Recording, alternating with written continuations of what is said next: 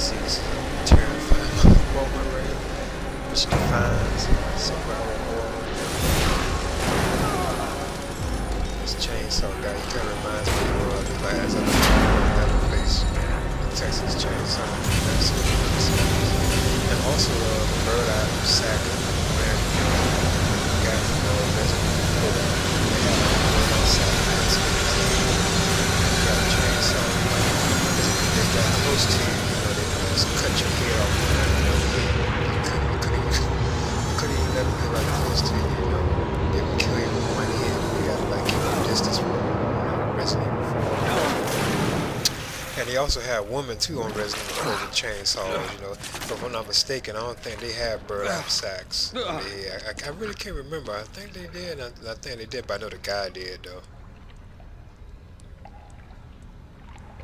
That's who he kind of reminds me of,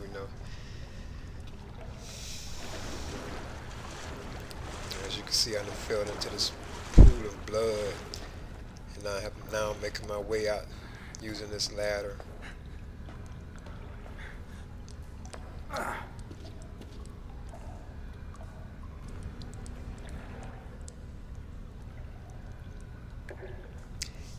The way Sebastian is moving too is very disturbing too, Really makes you uncomfortable, especially when an enemy is behind you too, as well. This is very disturbing, Makes you feel very uncomfortable, Especially like I said before, like if an enemy is after you, like the guy with the chainsaw, he's pursuing you. It's very, terrifying,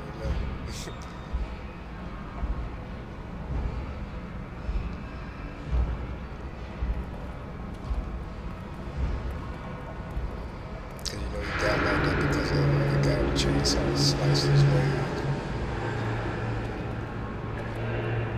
So he wounded or injured. That's why Sebastian is like limping the way he is. So I guess right now, as you can see, I'm under, I guess like in the basement part or something of this facility, And they have like a sewer down here. There's my second ladder that I climbed up,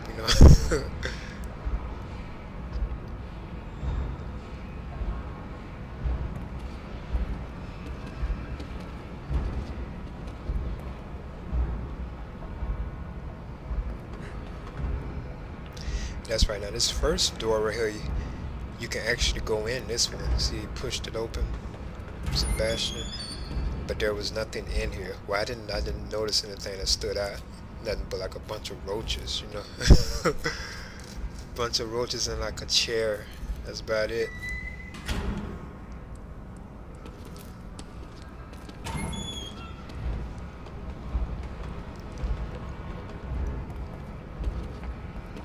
Because there's like another door over here, Where's the exit? Here's like the first journal of the game, like book. Now this is very reminiscent of like the Resident Evil series, because you always have to find like journals and like notes and books in the Resident Evil series, which kind of explain what's going on, Or certain characters who done died, or they was writing a journal and they left it behind, because obviously that probably was the guy, it probably was his journal, you can look at it like that. Kind of like on Resident Evil, when you find like books like that around bodies. Or instead they done turned into a zombie, because they even explained in the journal that they were turning into a zombie, and they did become a zombie, That's kind of like a popular thing in the Resident Evil series. Well, as you can see, I just came across two gates.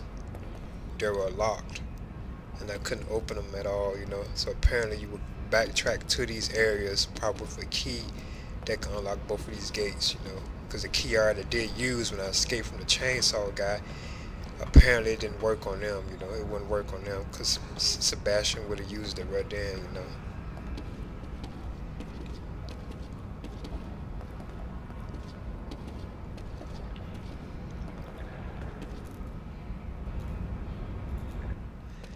Here's a big ladder that kind of long, It goes way up into the ceiling. It takes a while to climb this one.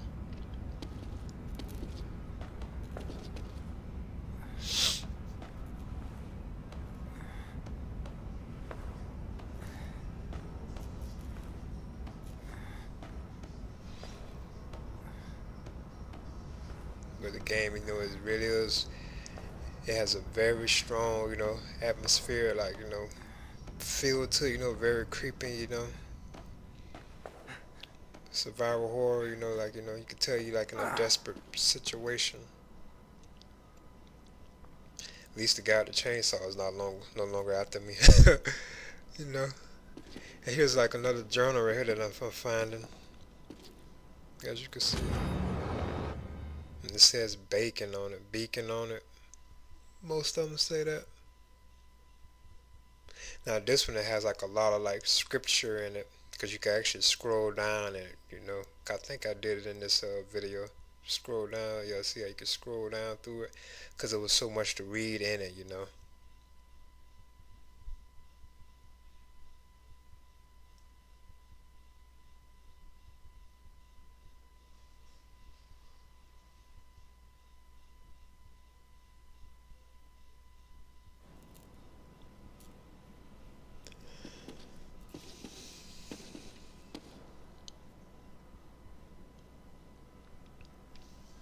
Sebastian really doesn't look too great.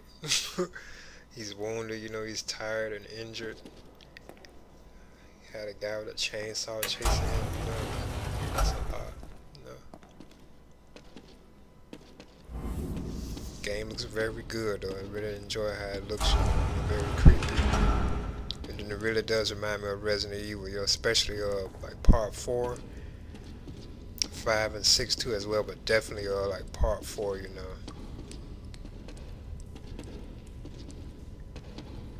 So I'm gonna go through this door.